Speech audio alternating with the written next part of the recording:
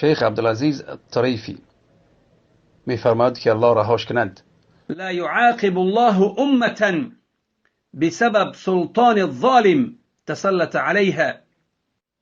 هرگز الله عز وجل یک امتی را جزا یا که مجازات نمیدهد به سبب یک پادشاه ظالم،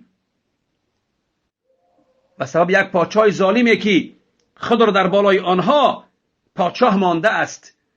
حتی یؤیده الناس علی ظلمه، تا آنه که همون پادشاه ظالم مردمان دستگیری نکنن در همون ظلمش. وقتی که مردمان پادشاه ظالم دستگیری کردن در همون ظلمش، پس از آن الله همون امت، همون پادشاه، همون امت مجازات میکند، عقاب و مجازات میکند. فاذا ایدوه ولو نفاقا استحق الجميع العقوبه.